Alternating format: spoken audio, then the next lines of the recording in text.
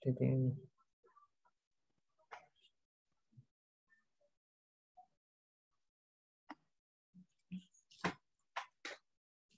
Bismillahirrahmanirrahim. Assalamualaikum warahmatullahi wabarakatuh. Selamat pagi anak-anakku semuanya, kelas 10 AK dan 10 BDP yang saya cintai dan saya hormati. Jumpa lagi bersama Bapak, yaitu Bapak Sugiono, materi PPKN. Kali ini kita akan membahas bab 3, yaitu dengan judul proses masuknya agama Hindu dan Buddha serta pengaruhnya terhadap kehidupan masyarakat Indonesia di semester ganjil ini. Dengan KD 3.3 menganalisis berbagai teori tentang proses masuknya agama dan kebudayaan Hindu dan Buddha serta pengaruhnya terhadap kehidupan masyarakat Indonesia. Baik anak-anakku semuanya sekalian, mari kita awali pembelajaran ini dengan berdoa, membaca Bismillahirrahmanirrahim.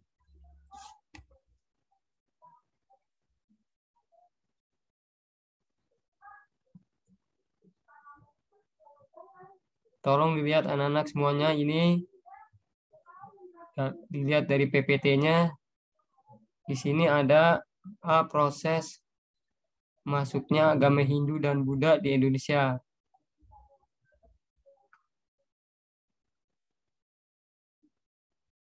Nah, proses masuknya agama Hindu dan Buddha Indonesia, ada beberapa teori masuknya agama Hindu dan Buddha ke Indonesia.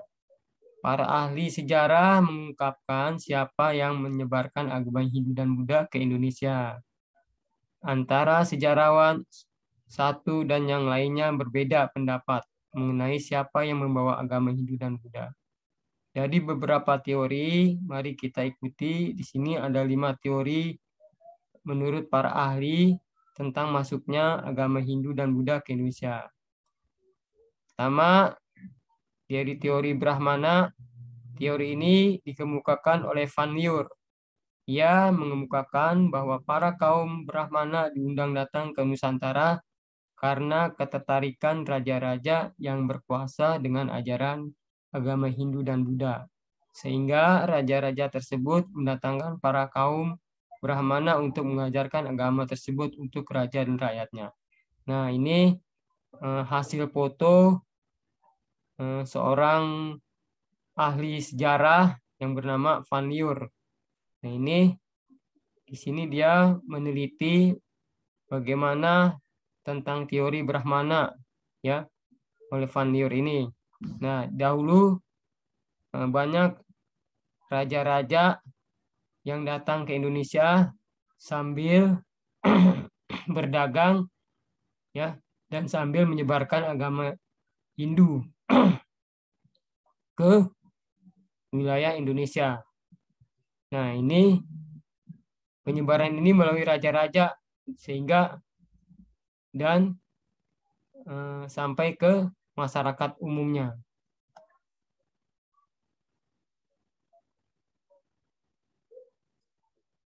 Nah, lalu di sini ada, kita lanjutkan B, teori Satria. Pada zaman masuknya Hindu-Buddha ke Nusantara, di daratan India dan Cina sedang berlangsung perang saudara. Raja-raja yang kalah peperangan melarikan diri ke Nusantara untuk berlindung. Lambat laun mereka mendirikan kerajaan kembali di Nusantara dengan corak-corak yang berhubungan dengan agama Hindu atau Buddha yang sebelumnya mereka anut. Nah, teori ini dikemukakan oleh C.C. Permuker dan J.C. Munz. Nah, ini orangnya. Nah, ini gambarnya. Foto seorang ahli peneliti menurut teori Satria. Ya, ini J.C. Berg. Gambar seorang J.C. Berg. Nah, menurut teori dia, di mana raja-raja yang dahulu ya banyak yang melarikan diri setelah raja-raja itu kalah perang ya. Kalah perang, melarikan ke diri ke Nusantara, ke Indonesia. Nah, di situ mereka mendirikan sebuah kerajaan lagi dan juga penyebaran agama-agama lain seperti Hindu dan Buddha ya. Nah, karena dia kebanyakan raja-raja Indonesia itu seperti Raja Singosari, Raja Mataram, Raja Sriwijaya ya, banyak yang itu awal mulanya memang dia dari daerah-daerah seberang melarikan diri ke Indonesia sehingga dia mendirikan agama-agama Hindu dan Buddha. Teori Waisa dikemukakan oleh N.J. Crum. Nah, yang menyebutkan bahwa para pedagang yang beragama Hindu dan Buddha lah penyebar utama agama tersebut di Nusantara. Karena perdagangan pada zaman dahulu menggunakan jalur laut dan bergantung pada angin. Ketika para pedagang ini menetap di Nusantara, mereka memperkenalkan agama dan kepercayaan pada masyarakat. Nah, ini menurut teori Waisa. Nah, ini gambar ini dicantumkan seorang N.J. Crum ya, meneliti tentang teori Waisa. Nah, di sini para pedagang yang beragama Hindu ya datang ke Indonesia ya. Setelah itu dia menyebarkan agama-agama Hindu itu dan Buddha. Nah, itu dia menggunakan jalur laut ya. Jalur laut dia pakai kapal layar ya. Nah, itu dia tergantung pada musim, dilihat musim di mana angin laut itu bergerak ya. Jadi dulu kapal-kapal dulu ya mungkin kapal uap atau kapal dayung ya. Itu enggak seperti teknologi maju belum maju ya. Nih, ini dia mengarungi beberapa bulan ya lamanya ke Nusantara ya ini. Nah, setelah itu dia mendirikan raja-raja di Indonesia ya dengan menyebarkan agama Hindu dan Buddha dan memperkenalkan kepada rakyat-rakyat yang ada di Nusantara di Indonesia ini kepada raja-rajanya itu mengenalkan rakyatnya untuk menyebarkan agama Hindu dan Buddha.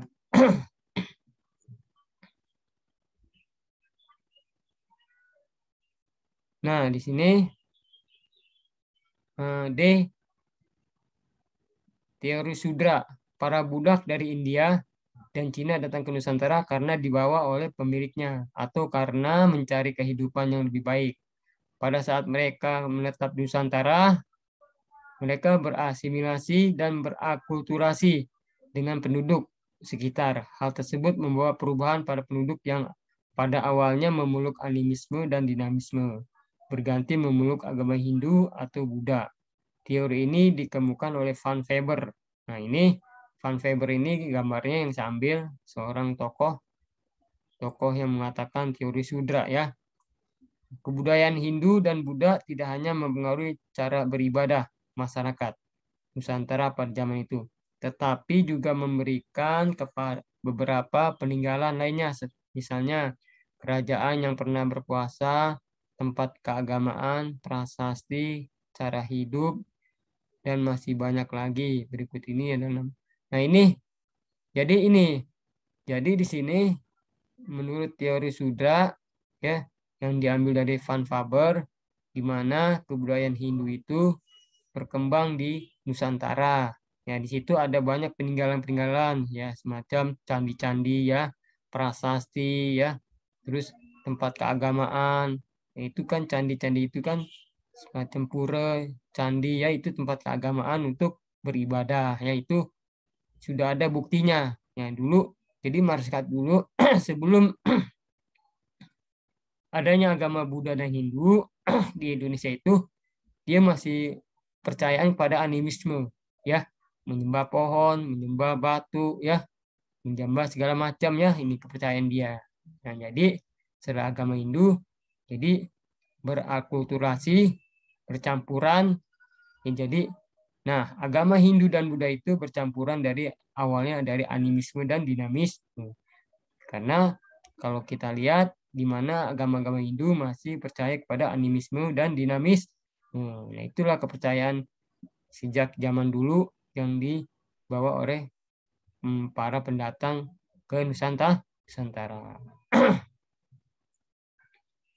Teori arus balik. Dalam teori arus balik ini menyatakan banyak orang Nusantara yang sengaja datang ke India untuk berziarah dan belajar agama Hindu. Setelah kembali ke Nusantara, mereka menyebarkan ajaran Hindu ke masyarakat. Teori ini dikemukakan oleh F.D.K. Bosch. Teori arus balik didukung dengan pendapat Van Lier. Menurutnya, orang-orang Nusantara memiliki peran dalam proses masuknya kebudayaan India.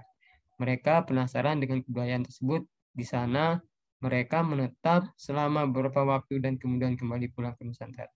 Nah, jadi di sini kalau menurut teori arus balik yang dikemukakan oleh F.D.K. Bosch, sini bahwa banyak orang-orang Nusantara, orang-orang Indonesia yang datang ke India ya untuk berziarah atau juga belajar dalam agama Hindu dan Buddha ke India. Jadi orang-orang Indonesia itu menyeberang mengunjungi ke India. Nah, para raja-raja yang ada di Indonesia jadi belajar agama Hindu dan Buddha di India. Dan setelah itu dia balik lagi ke Nusantara, ke Indonesia, menyebar lagi kepada masyarakatnya ya, menyebarkan lagi agama Hindu dan Buddha kepada masyarakatnya ya. Yaitu kita sudah lihat buktinya, umpamanya contoh-contoh kerajaan-kerajaan Hindu dan Buddha yang banyak di Jawa dan banyakkan di daerah Jawa itu ya, atau di daerah Bali ya, itu udah termasuk ajaran-ajaran Hindu ya. Bali itu dari semenjak zamannya kerajaan-kerajaan yang ada di Indonesia ya. Nah, ini menurut teori arus balik dari yang dikemukakan oleh F.D.K. de Bosch ya. Oke, kita lanjut. Peta jalur masuk dan berkembangnya Hindu-Buddha di Indonesia. Nah, di sini penyebaran Hindu-Buddha dari India ke Indonesia berkaitan erat dengan perdagangan yang berlangsung pada waktu itu. Agama dan budaya Hindu-Buddha dibawa ke Indonesia oleh para pedagang dan pendeta dari India atau Cina melalui jalur darat dan jalur laut. Nah, di sini disebut jalan sutra, ya. Jalur sutra. Jalur sutra itu Cina dan Indonesia. Di mana orang Cina yang berdagang ya sambil berdagang sambil menyebarkan agama Hindu dan Buddha ke Indonesia. Jadi melalui jalur sutra. Jalur sutra itu dia melalui perlautan, ya laut. Laut dia naik dia mengarungi berbagai kapal laut, kapal uap atau kapal dayung. Nah, sehingga dia mengikuti arah angin ya sampai ke Nusantara. Setelah sampai di Nusantara ke Indonesia, dia menyebarkan agama Hindu dan Buddha. Nah, di situ banyak disebut pendeta-pendeta. Pendeta-pendeta yang datang dari India, dari Cina ya. Ya, itu banyakkan di mana penyebaran itu melalui raja yang ada di Indonesia ya. Nah, di sini juga bisa juga melalui jalur darat ya. Jalur darat itu ya, misalnya di sini antara Kamboja dengan Laos, antara Laos. Nah, itu kan dari jalur darat penyeberangannya ya, penyebaran agama Buddha ya bisa juga. Nah, ini kalau di Indonesia melalui jalur laut ya, jalur laut nih biasanya karena antara pulau ke pulau. Nah, disinilah para pedagang itu umpamanya pedagang sutra, pedagang minyak wangi, pedagang cendramata segala macam ya, itu dibawa oleh orang-orang luar ke Indonesia. Nah, di sini Ada juga melalui jalur darat. Jalur darat dilakukan dengan penumpang para kafilah pada jalur jalan sutra, yaitu dari Hindia ke Tibet hingga sampai ke Cina, Korea, dan Jepang. Nah, ini jalur darat ya. Kalau ini melalui jalur karena Cina, Korea, dan Jepang itu melalui darat ya, perbatasan darat seperti seperti Kalimantan dengan Malaysia, Sarawak itu darat ya. Seperti Timor Leste dengan NTT ya, itu jalur darat ya, bukan jalur laut. Kalau Singapura dengan kita melalui jalur laut itu karena perbatasan Batam dengan Singapura. Nah, ini karena Cina, Korea itu melalui darat ya. Cina, Korea, dan Jepang ya, ini melalui darat. Ada juga yang melakukan perjalanan dari Hindia ke utara Bangladesh, Myanmar, Thailand, semenanjung Malaya, kemudian berlayar ke Indonesia. Nah, ini melalui darat ini orang-orang yang melalui Hindia Utara, umpamanya contohnya Bangladesh, orang Bangladesh ya, melalui darat, jalan darat itu ke Myanmar ya. Melalui darat lagi Myanmar antara Thailand perbatasan ya, antara Bangladesh, Myanmar, dan Thailand itu perbatasan darat ya. Nah, sehingga semenanjung Malaya itu kayak Malaysia, Kuala Lumpur ya, itu darat ya, itu darat. Nah, dari darat, nah kemudian orang-orang itu belayar ke pulau Indonesia, ke pulau Nusantara, ke Indonesia. Ini nah, jadilah melalui darat ada seperti ini ya. Nah, kalau ke Indonesia melalui belayar.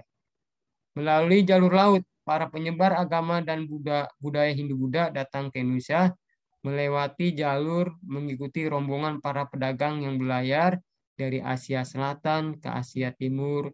Rute yang dilalui yaitu Hindia menuju Myanmar, Thailand, Semenanjung Malaya, Indonesia, Kamboja, Vietnam, Cina, Korea, dan Jepang. Ada pula yang berlangsung berlayar ke Indonesia. Oke, kita lihat ini petanya. Nah, ini peta ya, jalur masuk perkembangan agama dan budaya Hindu dan Buddha. Nah, ini dari Tibet, dari Cina, ini ya. Nah, ini kerajaan Sriwijaya ada di Sumatera, umpamanya di Palembang ya, di Sumatera nih, Palembang.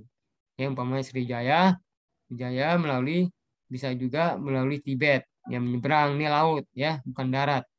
Nah, ini lautan nih Sumatera. Nah, dia sampai ke umpamanya sampai ke Malaya ya, perbatasan di Malaysia. Malaysia ke Sumatera ya, Sumatera. Nah, ini dari Kutai penyebaran agama Hindu ya, ini Kutai sampai ke sini Sriwijaya. Nah, ini kerajaan-kerajaan dulu berlayar mengarungi lautan ya, melalui lautan, ada juga melalui darat, ada juga melalui lautan. Nah, ini di sini contohnya umpamanya kerajaan Tarumanegara di sini dari Jawa Barat ya, Tarumanegara ini Jawa Barat. Nah, sehingga dia mengarungi wilayah pesisir sampai Tibet, Cina ya. Nah, dari sini Kamboja, Angkor, ini darat semua. Darat ya, India ya. Ini darat, melalui darat. Oke. Inilah ada jalur darat, ada jalur laut. Nah, ini darat. Kalau yang putih darat ini. Panahnya darat semua, daratan ya. Melalui daratan, perbatasan daratan ini, daratan ya. Daratan. Ini ya. Sini. Nah, dari sini Sriwijaya jalur laut. Jalur laut ini yang hitam. Yang jalur laut. Nah, ini ya. Ini dari jalur laut. Nah, ini yang putih darat. Yang putih laut. Ya, putih laut ini. Oke, itulah peta gambaran penyebaran agama Hindu dan Buddha di Indonesia ya. Nah, di sini kerajaan Hindu dan Buddha yang ada di Indonesia. Kerajaan Hindu. Ya, di sini ada kerajaan Singosari yang menganut Hindu, ada kerajaan Majapahit yang menganut Hindu, ada kerajaan Kediri yang menganut Hindu, ada kerajaan Tarumanegara yang menganut Hindu, ada kerajaan Kutai yang menganut Hindu. Sedangkan yang menganut agama Buddha di sini Kerajaan Sriwijaya, agama Buddha. Kerajaan Kalingga, agama Buddha. Kerajaan Buddha Mataram ya ini. Nah, inilah jadi kerajaan-kerajaan yang ada di Indonesia ya di sini. Nah, ini bukti-bukti interaksi masyarakat dengan tradisi Hindu Buddha. Nah, ini interaksi di mana masyarakatnya dulu saling keterkaitan mengenai tradisi ya. Jadi tradisi mengenai agama Hindu dan Buddha. Beberapa pengaruh kebudayaan Hindu dan Buddha di Indonesia dapat dilihat dalam seni bangunan, seni rupa, sastra, sistem pemerintahannya, dan sistem kepercayaannya. Nah, umpamanya seni bangunan, wujud akulturasi, akulturasi itu wujud perpaduan ya. Akulturasi itu perpaduan jadi dijadi satukan antara seni bangunan Hindu dan Buddha. Di sini seni bangunan terlihat pada bangunan candi. Salah satunya contohnya adalah nah ini Candi Borobudur ya. Candi Borobudur karena menganut agama Buddha ya. Nah, di sini karena Candi Borobudur itu dibangun oleh kerajaan Sailendra ya, Sailendra yang ada di Indonesia ya di sini kerajaan yang merupakan perpaduan kebudayaan Buddha yang berupa patung dan stupa dengan kebudayaan asli Indonesia yakni punden berundak-undak atau budaya megalitikum, budaya batu besar. Nah, ini punden berundak-undak nih. Ya, ini tempat persembahan dulu masih animisme. Nah, ini punden berundak-undak ini maksudnya untuk penyembahan roh nenek moyang dulu ya, istilahnya masih percaya kepada animisme. Nah, seni rupa dan seni ukir. Nah, di sini akulturasi di bidang seni rupa dan seni ukir terlihat pada Candi Borobudur yang berupa relief Sang Buddha Gotama atau pengaruh dari Buddha dan relief perahu bercadik, perahu besar tidak bercadik, ya, perahu lesung, perahu kora-kora dan rumah panggung yang di atapnya ada burung bertengger di asli. Nah, ini relief namanya, huruf timbul. Nah, ini relief ini menceritakan pada waktu di mana di dalam Candi Borobudur itu kerajaan-kerajaan yang didirikan Sailendra ini digambarkan seperti ini dulu ya. Jadi kehidupan masyarakatnya seperti ini dulu. Ada orang lagi bertapa, umpamanya Sang Buddha di sini, ada orang. Jadi raja itu di sini umpamanya ada para para pembantunya ya, para pembantunya. Nah, ini ada semacam gambaran di mana relief ini menunjukkan kesetiaan kepada raja ya. Nah, ada di sini ada pembantu-pembantunya ya. Ini digambarkan di dalam suasana istana di dalam Borobudur. Ini namanya huruf timbul, relief ya, relief. Nah, relief ini dibuat atas perintah raja, atas perintah raja. Nah, ini dibuat ini zaman dulu orang-orang itu untuk mendirikan bangunan ini berpuasa dulu, berpuasa atau ada istilahnya sakral-sakral dalam keagamaan ya di sini ya dulu. Jadi ini eh, dalam teknologi yang sudah maju ini ya pemahatannya ini ya sangat rapi. Kalau kamu lihat di Candi Borobudur itu di dalamnya itu banyak hiasan-hiasan relief-relief yang menggambarkan tentang kehidupan kerajaan pada masa zaman dinasti Sailendra ya di mana di sini relief-relief dibuat secara secara kehidupan di dalam masyarakat dalam kerajaan pada waktu itu ya. Nah, lanjut kita C. Aksara dan seni sastra. Pengaruh kebudayaan Hindu-Buddha salah satunya menyebabkan bangsa Indonesia memperoleh kepandaian membaca dan menulis aksara, yaitu huruf Pallawa dan bahasa Sanskerta ya. Nah, kepandaian baca tulis akhirnya membawa perkembangan dalam seni sastra. Misalnya cerita Mahabharata dan Ramayana berakulturasi menjadi wayang purwa karena wayang merupakan kebudayaan asli Indonesia. Nah, ini aksara. Dulu istilahnya aksara ini menceritakan di mana di sini aksara Jawa ya, aksara Jawa, aksara Pallawa ya dari India. Nah, ini hurufnya huruf Sanskerta. Nah, ini. Oke, kita lanjut. Nah, ini sistem pemerintahan. Nah, ini di bidang pemerintahan dengan masuknya pengaruh Hindu, maka muncul pemerintahan yang dipegang oleh raja. Semula pemimpinnya adalah kepala suku yang dianggap mempunyai kelebihan dibandingkan warga lainnya atau primus enterprise. Nah, di mana di sini digambarkan di dalam istana ini ada suatu sistem pemerintahan ya yang dipegang oleh suatu raja. Nah, ini raja ya, ini para pembantunya. Nah, ini para menteri-menterinya ya. Nah, ini kerajaan di dalam istana ini pada masa kerajaan Hindu nih ya, pada masa kerajaan Hindu. Nah, di mana di sini semula di sini dipimpin oleh kepala suku ya. Kepala suku itu yang diangkat oleh masyarakatnya, yang masyarakatnya agak senang, agak melihat kepala sukunya yang mempunyai kelebihan dalam teknik apapun, dalam istilahnya kebiasaan apapun ya di sini. Nah, ini diangkat sehingga menjadi raja ya di sini. Nah, sistem kalender sebelum kebudayaan Hindu-Buddha masuk ke Indonesia telah mengenal sistem kalender, kalender yang berpedoman pada pranata mangsa, misalnya mangsa kasa ke-1 dan mangsa karu kedua. Tapi setelah kebudayaan Hindu-Buddha masuk ke Indonesia dan membawa perhitungan kalender yang disebut kalender Saka dengan perhitungan 1 tahun Saka terdiri 365 hari. Maka kemudian bangsa Indonesia menggunakan tahun Saka sebagai perhitungan kalender. Nah, ini kalender zaman dulu kerajaan-kerajaan Hindu ya dan Buddha. Nah, ini dengan motif tulisan aksara Pallava ya. Aksara Pallava ini mungkin bahasa Sanskerta Hindu ya. Bangsa Sanskerta Hindu yang diambil dalam bahasa Jawa umpamanya di sini ya. Nah, ini di sini Saka itu berarti kan di sini 1 bulan itu 1 bulan 30, ada yang 30, ada yang 31, ada yang 28. Nah, dihitung semuanya jumlahnya 365 hari. Jadi ya selama 1 tahun 12 bulan ini ya.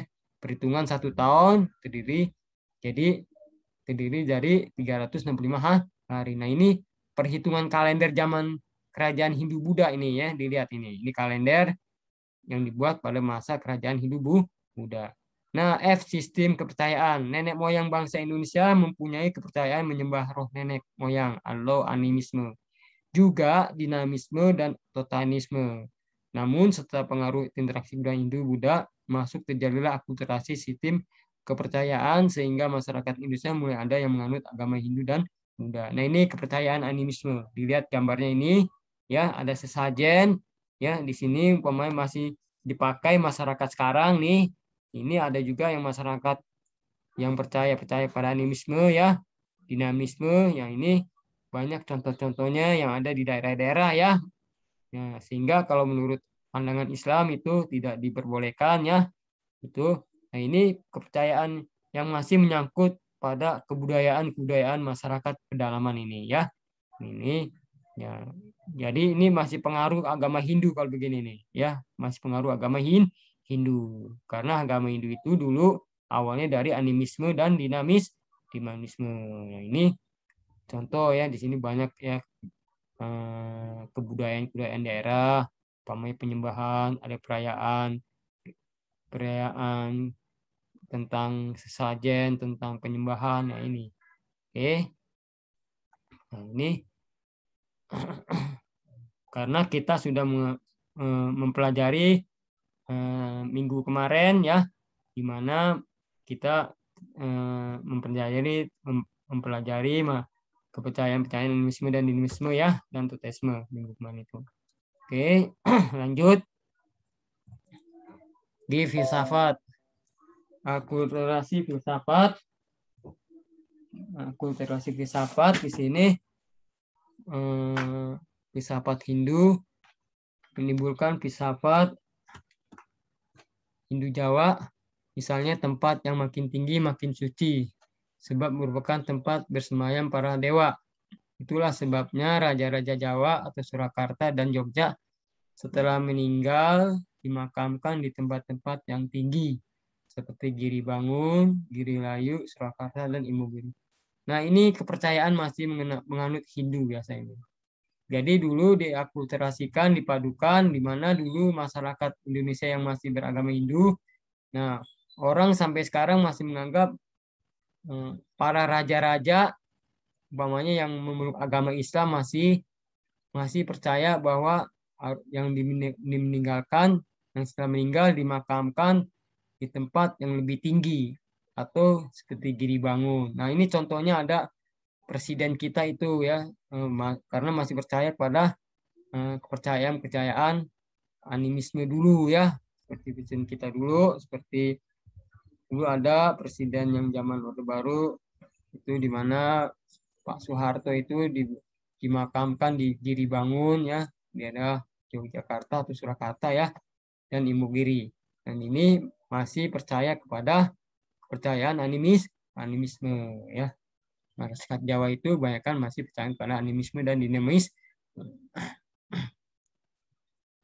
B. Kerajaan-kerajaan Hindu-Buddha di Indonesia. 1. Kerajaan Kutai. Tahun 400 sampai 1635 di hulu sungai Mahakam, daerah Kalimantan Timur. Kerajaan ini berlokasi. Didirikan oleh Kudunga yang juga merangkap sebagai raja. Pertama, Kerajaan Kutai berakhir pada masa pemerintahan Maharaja Dharma Setia. Ia tewas dan akhirnya Kutai menjadi kesultanan bercorak Islam. Nah ini ya, peninggalan sejarah yang membuktikan kerajaan Kutai sebagai kerajaan Hindu. Pertama adalah ditemukannya prasasti berbentuk yupa menggunakan bahasa Sanskerta dan huruf Pallawa. Itu yupa adalah tiang batu pengikat hewan kurban untuk dipersembahkan pada roh dewa. Nah ini kerajaan Kutai yang ada di Kalimantan yang masih menganut agama Hindu ya.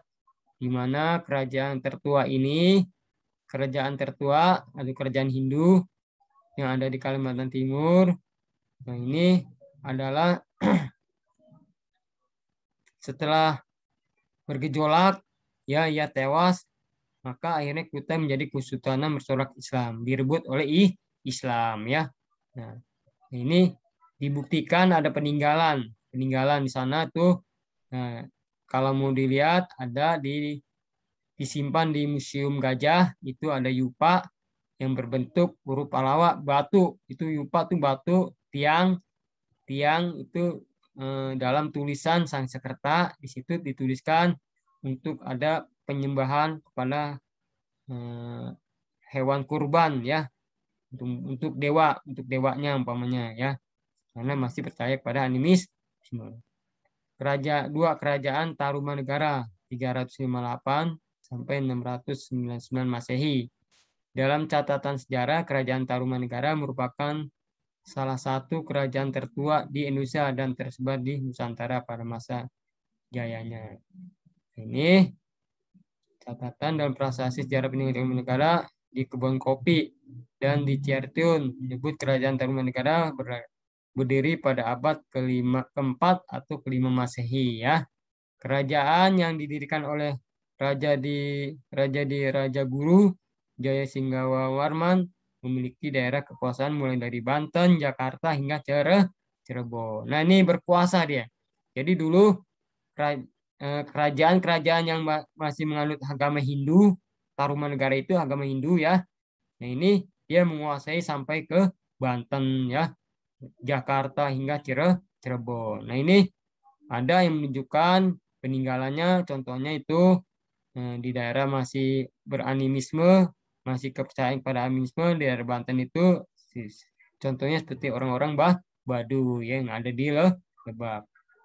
Oke, nah ini masa kemasan kerajaan Tarumanegara berada saat pemerintahan Punawarman. Prasasti kerajaan Tarumanegara tersebar di Bogor ya, itu ada prasastinya.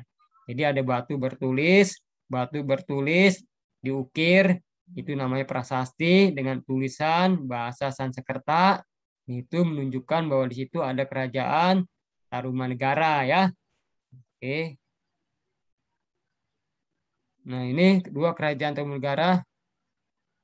Ini tadi udah Bapak iniin ya, sama tiga lanjutan kerajaan Kalingga. Kerajaan Kalingga atau yang disebut juga dengan kerajaan Holling terletak di wilayah pesisir utara Jawa Tengah dengan pusat pemerintahan berada di wilayah Pekalongan dan Jepara ya. Sini mayoritas masyarakat kerajaan Kalingga beragama Hindu dan Buddha serta menggunakan bahasa Sengketa dan Melayu kuno. Nah, ini kerajaan Kalingga ini ada di Jawa Tengah, pesisir dekat pantai ini ya. Nah, ini daerah Pekalongan tuh, Pekalongan, Jawa Tengah itu dan Jepara Jawa Tengah. Di situ masih menganut agama Hindu. Mungkin sampai sekarang masih masyarakatnya ada sebagian masyarakat Hindu ya. 4. Kerajaan Sriwijaya 671 sampai 1377 Masehi. Kerajaan Sriwijaya termasuk salah satu kerajaan terbesar di Nusantara waktu itu. Kerajaan Sriwijaya berdiri pada abad ke-7 Masehi di Pulau Sumatera, tepatnya Palembang, Sumatera Selatan. Dalam catatan sejarah tersebut disebutkan pendiri awal kerajaan Sriwijaya adalah Dapuntayang Srijayanasa. Semasa jaya, wilayah kekuasaan Sriwijaya mencakup Sumatera Selatan, Pulau Bangka, Lampung, dan Jambi. Kerajaan Sriwijaya meredup pada abad 11 Masehi akibat serangan dari kerajaan Chola di India Selatan yang ingin mengambil alih kendali perdagangan di Selat Malaka. Faktor lain redupnya Sriwijaya adalah tumbuhnya kerajaan besar lain di Nusantara dan sekitarnya. Jauh sebelum meredup, Sriwijaya merupakan pusat pembelajaran agama Buddha dan terbesar di Asia. Ya, nah ini. Jadi kerajaan Sriwijaya kerajaan terbesar yang beragama Buddha ya. Nah, ini sampai ke Palembang. Ya, di Palembang itu di sana ada sebuah bukti prasasti tertulis juga. Pokoknya kalau ada prasasti tertulis huruf Sanskerta atau huruf Palawa di situ biasanya ada pendirian kerajaan atau kerajaan Hindu dan Buddha. Nah, itu menandakan bahwa di sini ada bekas kerajaan ya. Kalau memang ditemukan oleh para ahli di suatu tempat prasasti-prasasti yang tersembunyi. Nah, ini ada di Palembang dulu ya, sampai Sumatera Selatan, Jambi ya. Ini kerajaan yang paling terbesar dulu, Sriwijaya ini masih menganut agama Buddha. Nah, ini di mana kerajaan Sriwijaya diserang oleh kerajaan Chola di India yang menganut agama Hindu ya. Karena dulu raja dengan raja saling berperang ya, ingin merebut kekuasaan yang ada di Indonesia. Lanjut lagi 5. Kerajaan Mataram kuno ya. Kerajaan Mataram kuno, kerajaan ini disebut juga dengan Kerajaan Mataram Hindu yang berdiri di daerah Madang. Satu Bumi Mataram, Prambanan, Klaten, Jawa Tengah saat ini pada abad ke-8 Masehi. Peninggalan kerajaan Mataram kuno cukup banyak, diantaranya yang paling populer adalah Candi Borobudur, Mendut, Prambanan, Pelausan, Gedong Songo, dan Jambi Sambisari. Pendiri kerajaan ini menurut catatan perahyangan didirikan oleh Sanjaya yang bergelar Rakai Mataram. Kerajaan Mataram kuno sempat mengalami pergantian pusat pemerintahan beberapa kali akibat serangan kerajaan lain dan bencana alam. Toleransi beragama antara Hindu dan Buddha pada masa ini juga sangat kuat dengan terjadinya pernikahan Samaratungga Buddha Mahayana dengan Wangsa Sanjaya Hindu Siwa. Nah, inilah yang tadi dilihat awal pertama itu ada relief-relief menceritakan di dalam kerajaan di dalam Candi Borobudur itu. Nah, di sini dia mendirikan Candi Borobudur itu dengan pada masa kerajaan Selenta juga ada masa kerajaan Medang ya, itu peninggalannya yang di situ ada juga di sini kerajaan Mataram kuno ya. Ini di mana kerajaan Mataram itu sudah mengalami pergantian beberapa kali akibat diserang oleh kerajaan-kerajaan lain dan juga ada bencana alam. Nah, ini kerajaan-kerajaan itu ya ini saling serang menyerang dalam zaman kerajaan-kerajaan yang ada di Nusantara, ya, itu di Indonesia. 6. Kerajaan Medang 752 sampai 1045 Masehi. Pendiri kerajaan ini adalah Mausindo yang berasal dari kerajaan Mataram. Namun, kerajaan ini mengalami kehancuran di masa kepemimpinan Dharma Wangsa karena kudeta dari kerajaan Wawuri yang merupakan bawahan Medang. 7. Kerajaan Kediri berdiri pada abad ke-11 atau lebih tepatnya pada 1040 Masehi dengan Sri Samarawijaya sebagai raja pertamanya. Selama hampir 2 abad berkuasa, kerajaan ini mencapai puncak kejayanya pada masa pemerintahan Raja Jayabaya tahun 1135 sampai 1159 Masehi. Ini oke. Terus kerajaan Kediri ini runtuh ya tahun 1222 Masehi karena serangan kerajaan Ken Arok. Nah, ini saling serang ya antara Kediri dan Ken Arok. 8. Kerajaan Singosari tahun 1222 sampai 1292 Masehi. Ken Arok berperan sebagai pendiri kerajaan ini pada tahun 1922. 1222 posisi tepatnya di kerajaan ini terdapat Kota Malang. Pada tahun 1292 terjadi sebuah kudeta dari Jayakatwang yang saat itu berada di bawah pimpinan Singasari. Nah, ini kerajaan-kerajaan di mana saling merebut kekuasaan ya, saling merebut kekuasaan di mana raja dengan raja antara kerajaan yang ada di Nusantara ini ya. Lanjut 9. Kerajaan Majapahit tahun 1293 sampai 1500 pada masa pemerintahan Raja Hayam Wuruk. Kerajaan ini merupakan kerajaan yang kuat. Bahkan Majapahit dikenal dengan penaklukan seluruh Nusantara dan berhasil menguasai sebagian besar Indonesia. Namun, setelah Hayam Wuruk meninggal, kekuasaan kerajaan ini mulai menyusut. Majapahit menjadi kerajaan bercorak Hindu-Buddha terakhir di Nusantara. Kemunduran dari kerajaan-kerajaan bercorak Hindu-Buddha dipengaruhi juga oleh munculnya pengaruh Islam di Nusantara. Kerajaan-kerajaan bercorak Islam muncul dan perlahan menyingkirkan eksistensi dari kerajaan Hindu-Buddha. Oke, ini seluruh kerajaan di mana di sini kerajaan-kerajaan saling ingin menguasai tanah jajahannya. Nah, ini di mana penaklukannya cukup kuat dengan raja dan raja saling menyerang dan akhirnya satu dengan satu yang lain menaklukkannya dengan pendirian kerajaan yang besar. Oke, saya rasa pembahasan Bapak ini Bapak akhiri di dalam materi bab 3 ini. Mohon anak-anakku kelas 12 seluruh jurusan Bapak berpesan tugas-tugas yang belum diselesaikan mohon diselesaikan dengan bijak, dengan arif ya. Jangan sampai nanti nilai akhir di semester ganjil atau genap nanti kamu